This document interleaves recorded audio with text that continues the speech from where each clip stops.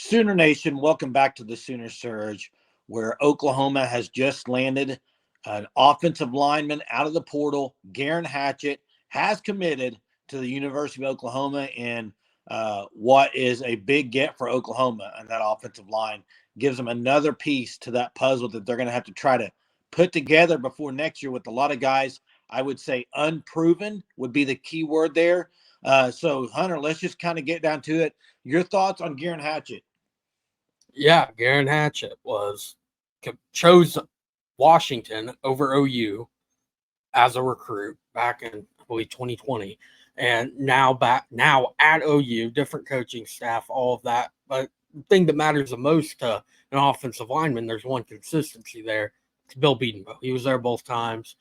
See the familiarity there.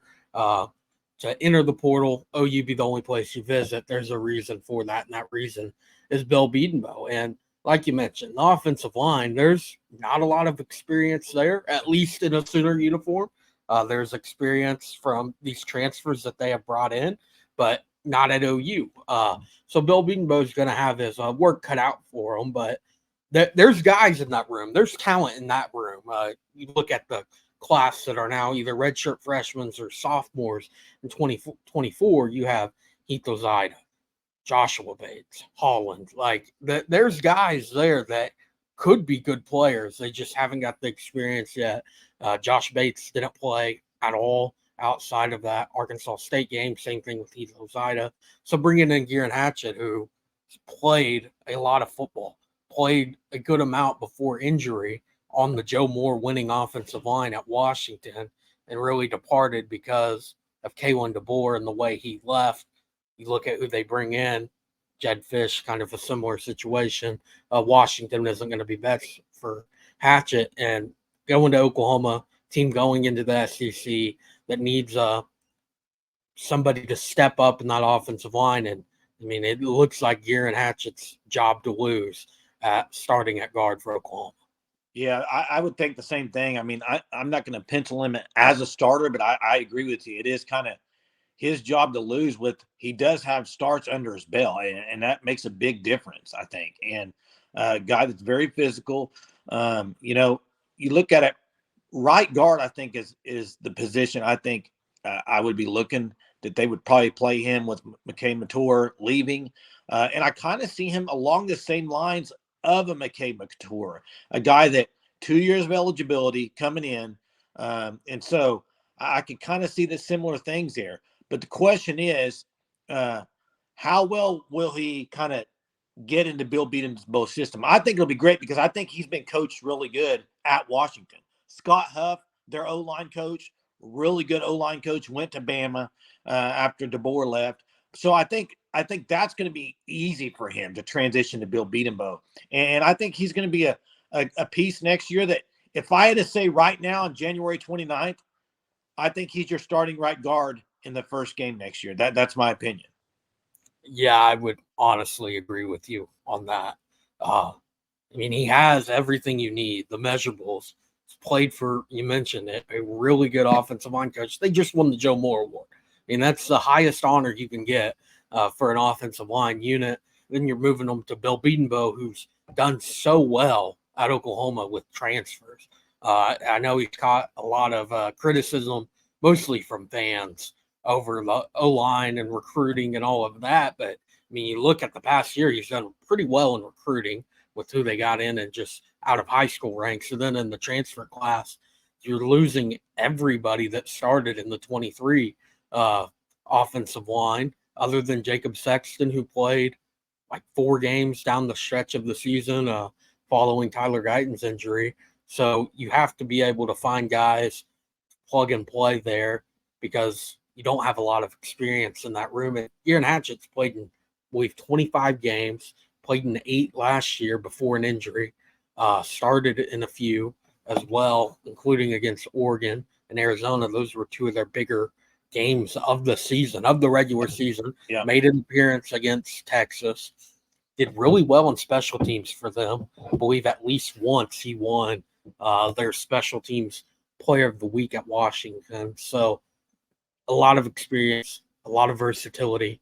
When you're not a starter, you kind of just if you're making appearances, it's not usually at one single position. You're kind of getting thrown around wherever they need you for a play or a series or whatever. You're going in there. So I think that's going to help Oklahoma with just how the ability to play multiple positions. You've seen it before with Bill Bedenbaugh when he has a guy that's able to do that, how well it translates to success on the field. And I would expect the same with Hatchet. Well, and Landon obviously right now going back to Washington, but depending on how this goes with Garen Hatchet, that door to me is not closed down the road, right?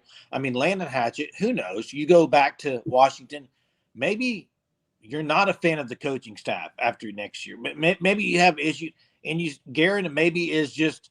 I mean, it's a brother, so you're going to talk about everything. So I wouldn't ever rule that out right now for the future. Obviously, now it's ruled out, but for the future, I wouldn't. I wouldn't rule that out. I mean, the transfer portal opened again next year, so you never know. It's a possibility. That's one that, I mean, it's January 29th right now. Yeah. I'm not going to expect anything like that. No, I'm not either. I think how he entered the portal with Drew after a visit to OU, I think that's kind of he's good at Washington. At this point, he should have a little bit of an idea how the coaching staff there is going to be under Jed Fish, and that seems to be what he wants. So, that good for him. Best of luck for him at Washington.